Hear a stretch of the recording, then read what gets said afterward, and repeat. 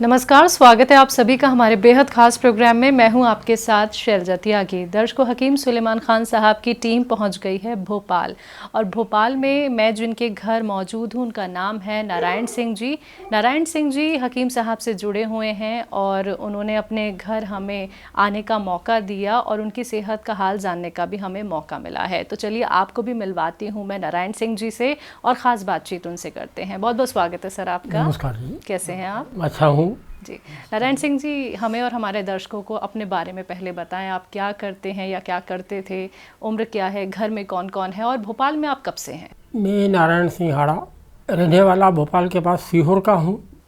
भोपाल में 83 में आकर सेटल हो गया था मैं, और सहकारिता विभाग में असिस्टेंट कमिश्नर की शासकीय नौकरी करता था। अभी 30 अगस्त 22 को मैं शासकीय सेवा से सेवानिवृत्त हो गया हूँ। तो बहुत ज़्यादा पीड़ित हुआ, तो मेरे को बहुत कमजोरी और शारीरिक परेशानियाँ आई। इसी बीच मेरे हाथों पैरों में दर्द होना शुरू हो गया। मिसेस है मेरी, हैंडीकैप्ड है पोलियो से। परिवार में एक बेटा है। बस ये तीन ही लोगों का हमारा परिवार है। तो हकीम साहब से जुड़ाव आपका कैसे हुआ? मैं सामान्य तौर पर फेसबुक देख रहा था। फेसबुक में देखा कि हकीम साहब का एक वीडियो देखा मैंने, तो मुझे लगा दवाई लेनी चाहिए। मेरे जो जोड़ों में दर्द था, उस दर्द को हिसाब से मैंने कहा चलो दवाई ले लें। तो एलोपैथी की दवाई तो मैं पिछले 45 सालों की, तो मुझे याद है कि पिछले 45 सालों से मुझे कोई एलोपैथी की दवाई मैंने नहीं खाई है। ठीक है। तो एलोपैथी की दवाइयाँ खाना पसंद भी नहीं करता हूँ। तो मैंने कहा चलो हकीम साहब की दवाई प्रयोग करके देखें। फिर वो दवाई ली मैं। 2.5-3 महीने हो गए मुझे दवाई लेते हुए। मुझे फ़ायदा है। दवाई कौन सी है सर? दवाई एक तो काला गोंद है। ठीक है। एक कैप्सूल दिए हैं, 45 कैप्सूल थे। कौन से कैप्सूल हैं, नाम आप बता सकते हैं हमें? एस केयर है। जी जी। और काला गोंद है एक, वो नमक जैतून है। अच्छा, वो ले रहे हैं आप 2.5 महीने से? 2.5 महीने से। ठीक है सर, जैसे कि आपने कहा कि 40-45 साल से तो आपको याद ही नहीं कि आपने कभी दवाई एलोपैथिक ली है या नहीं ली है। आपको परेशानी शुरू हुई, जोड़ों के दर्द में तकलीफ हुई। तो अभी कैसी सिचुएशन है सर? कहाँ कहाँ दर्द होता था और किस तरीके की परेशानी आती थी? उठने बैठने में, चलने फिरने में, या फिर किसी और काम में तकलीफ? किस तरीके की परिस्थिति रहती थी उस वक्त? परेशानी ये हुई कि ये हाथों के, विशेष तौर से हाथों के जोड़ हैं। जी जी जी। इन जोड़ों पर ये टच करता था तो बहुत दर्द होता था। मुट्ठी बांधने में पूरी तरह मुट्ठी ताकत लगा के नहीं बांध पाता था। आज मैं मुट्ठी बांध रहा हूँ। उठने बैठने में घुटनों में कट कट की आवाज़ आती, तो अभी भी आ रही है, लेकिन उतना दर्द नहीं है। मेरे घुटनों के दर्द में समझो 50% फ़ायदा है। मुझे फ़ायदा हुआ है आपको, और मुझे विश्वास है कि ठीक हो जाएगा वो। जहाँ आपकी मुट्ठियाँ बंद नहीं होती थी, अभी वो बंद हो रही हैं। सुबह उठता हूँ थोड़ा कंधों अंधों में दर्द रहता है कुछ, जैसे सुबह उठने फ्रेश उठना चाहिए, तो वो फ्रेश पर नहीं होता सुबह उठने में। जी जी जी। जागने के बाद थोड़ा घूमने चला जाता हूँ, घूमने के फिर उसके बाद में थोड़ा शरीर में फुर्ती आती। अच्छा, आपका शेड्यूल क्या रहता है सर, सुबह से लेकर रात तक का? सुबह से शेड्यूल में एक तो मुझे बैठना पसंद नहीं है। ठीक है। सुबह उठ जाता हूँ मैं 4:30 पौने 5 बजे बराबर उठ चला जाता हूँ। उठ कर अपने थोड़ा घूमने निकल गए, डागी को साथ ले गए। ऊपर हाल वाल बना है, उसकी साफ सफाई पूरी, मतलब घंटे भर घूम के आ जाते हैं। उसके बाद जब कुछ फूल वूल ले आते हैं तोड़ के पूजन पाठ के लिए। यानी पूरे दिन आप कुछ ना कुछ करते रहते हैं? जी हाँ, मतलब कुछ काम नहीं करते भी, मतलब कोई काम नहीं होता, फिर भी पूरी 12 घंटे पूरी तरह व्यस्त ही हैं। जो आपको तकलीफ शुरू हुई सर, तो आपने ये नहीं सोचा पहले कि चलिए हम कोई और ट्रीटमेंट अपना लेते हैं, या सीधा ही आप हकीम साहब के ट्रीटमेंट की तरफ आए? पहले भी कोई दवाइयाँ तो आपने खाई होंगी दर्द के लिए? मैंने दर्द की दवाई कोई नहीं खाई। वो तो इसी तरह ही जिस तरह हकीम साहब से मेरी फेसबुक को देखा मैंने, ऐसा ही एक विज्ञापन देखा मैंने कानपुर को होम्योपैथिक क्लिनिक का, तो वो दवाई बुलाई मैंने। उनका कहना था कि 3 महीने खाओगे तो ठीक हो जाओगे आप। फिर 1 महीने बाद में उनका फ़ोन आया कि आप और लीजिए, 3 महीने खाइए कम से कम। मैंने 3 महीने खाई, लेकिन उन दवाइयों खाने का बड़ा झंझट था। 5-7 तरह की दवाइयाँ थी, हर दवाई को 15-15 मिनट के अंतराल में खाना था। कुछ दवाइयाँ लिक्विड थी जिनको 4-4 बूंद, 5-5 बूंद, 6-6 बूंद पानी में, गर्म पानी में डाल के पीना, उनको भी 5-5 मिनट बाद पीना है। जी जी। तो दिन में मेरा 2 घंटे का टाइम तो दवाई खाने में, मतलब सुबह 2 घंटे शाम को दवाई खाने में व्यस्त हो रहा था। और लाभ भी जैसा चाहिए था वो नहीं हुआ था उससे। तो मैंने वो रखी दवाई मेरे पास, मेरे छोड़ दी वो 1 महीने का, भी मेरे पास बेकार पड़ी हुई है। उसी तरह से ये फेसबुक पर ही। तो हकीम साहब की दवाइयों पे तो ऐसे कोई झंझट आपको नहीं लगा? नहीं, कोई झंझट नहीं है उनमें। तो दवाई खाने में नहीं खाता, अच्छी तरह खाता हूँ दवाई खाने में। 2.5 महीने में 50% सर आपको आराम मिल गया है।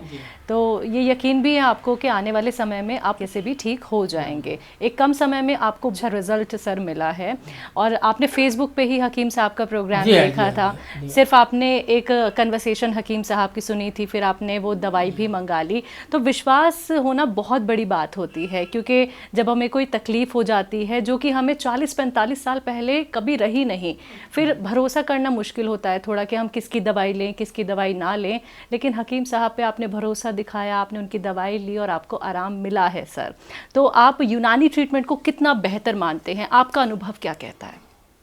मैं सबसे पहले यूनानी ट्रीटमेंट को ही मानूंगा। ट्रीटमेंट के मामले में ज़्यादा अगर कोई आदमी, कोई भी व्यक्ति है, एलोपैथी दवाइयों का साइड इफेक्ट तो मैंने बहुत देखे हैं, और इसी शुरू से मेरे को दिमाग में रही नहीं कि साहब एलोपैथी की दवाइयाँ खाना है। आम तौर पे ये सर्दी जुकाम बुखार जैसे होता है लोगों को, वो उसी दिन दवाई खा लेते हैं। मैं कभी नहीं खाता। 4 दिन में सर्दी जुकाम बुखार अपने आप ठीक हो जाता है। जी जी। कुछ बार ऐसा भी हुआ कि बहुत ज़्यादा बीमार हुआ मैं, इतना दर्द मेरे को, आज 2007 की बात है कि दीपावली के टाइम में, दीपावली के जो 5 दिन होते हैं, 5 दिन में इतना ज़्यादा उठ बैठ नहीं पाऊँ, रात भर हीटर जला करके गर्मी में बैठा हूँ तो थोड़ा रिलीफ हो, फिर परेशानी हो। अंत में जाके जबरन करके इन्होंने भर्ती करा दिया जी एक प्राइवेट हॉस्पिटल में। तो उन्होंने ढेर सारी दवाइयाँ लिख दी। मुझे लगा कि पेट ही भरा जाता है इनसे। तो मैंने कहा डॉक्टर साहब दवाई तो मैं खाऊंगा नहीं, अब सारी जांचें करवा लीजिए, वास्तविकता क्या है, क्यों है मैं बीमार, अगर सही स्थिति आती है खाना है दवाई तो खाऊंगा, मतलब ये अंदाज से मैं नहीं खाऊंगा इन दवाइयों। तो मैंने साहब वो दवाई नहीं खाई, केवल वो सेलाइन बाटल लगी 2 दिन तक, वो जरूर वहाँ लग गई थी हॉस्पिटल में। फिर बाद में कुछ नहीं, मैं ठीक हो गया बिना दवाई खाए जी। तो इसीलिए आप दवाइयों से बचते हैं सर कि वो ढेर की ढेर दवाइयाँ दे दी जाती हैं और उसके साइड इफ़ेक्ट भी बहुत ज़्यादा हो जाते हैं। जी हाँ, जी हाँ। ठीक है सर, हकीम साहब से आप जुड़ गए हैं, आपको आराम भी मिल रहा है, तो क्या कहना है आपका? आप एक सही जगह से जुड़े, एक सही ट्रीटमेंट आप फॉलो कर रहे हैं, विश्वास है हकीम साहब की दवाइयों हकीम साहब पे विश्वास भी है। और मैं तो जिन लोगों से इनके भी दर्द है, इस तरह गठिया के और हाथ पैर जोड़ों के दर्द हैं, उनसे भी ये कहना चाहूँगा कि दूसरी नीम हकीम दूसरे झंझटों से बचे। बहुत सी ऐसे फ्रॉड चल रहे हैं, लेकिन हकीम साहब की दवाई लें, वो विश्वास से लें, वो लाभ होगा। तो हकीम साहब की दवाई फायदेमंद है और मैं तो खा रहा हूँ, देख रहा हूँ, विश्वास है मुझे, मैंने देखा, आजमाया है, मेरे को लाभ हुआ है। इसलिए मैं सभी से ये कहना चाहूँगा कि जो भी देख रहे हैं इसको, या जो भी इस तरह के पीड़ित हैं, वो हकीम साहब की दवाई लेकर के देखें जी। तो कभी आपने हकीम साहब से बात करने की कोशिश की, कभी इच्छा रही, ख्वाहिश रही कि उनसे? ख्वाहिश तो हकीम साहब से बात करने की रही मेरी, लेकिन अब कहाँ हकीम साहब व्यस्त रहे, इतने बड़ा वो क्लिनिक चला रहा है, तो बड़ी बातचीत तो नहीं हो पाई उनसे। लेकिन दिल में जरूर है कि हकीम साहब से मुलाकात भी हो एक आध बार। कभी आप दिल्ली आएंगे तो हम कोशिश करेंगे आपकी मुलाकात कराएं, लेकिन आप इस इंटरव्यू के जरिए अपने मन की कोई बात हकीम साहब के लिए कहना चाहते हैं तो आप कह सकते हैं। मैं हकीम साहब से कहूँगा धन्यवाद साहब, ये आपके दवाइयों से मुझे लाभ हुआ, मतलब मैं ठीक हो जाऊँगा, मेरा बुढ़ापा ठीक से गुजरेगा। अन्यथा के दृष्टि में ऐसा सुना था गठिया या इस दर्दों में यूरिक एसिड बढ़ रहा है तो इसमें उंगलियाँ टेढ़ी हो जाती हैं, चल फिर नहीं पाएंगे, खड़े नहीं हो पाएंगे, मगर मैं ठीक हूँ बिल्कुल। और मेरी इच्छा भी ये है, मतलब दिल ही अच्छी कि मैं जब तक जिंदा हूँ, जब तक अपने पैरों पर खड़ा रहूँ, किसी का सहारा की आवश्यकता नहीं पड़े, बस ऐसा जिंदा रहें जिस तरह किसी का सहारे की जरूरत पड़ती है, उस दिन जीने से अच्छा मर जाना अच्छा है। मेरे शुरू से ये रहा है, तो मैं हकीम साहब का धन्यवाद कि इनकी दवाइयों से मैं थोड़ी हो रहा हूँ।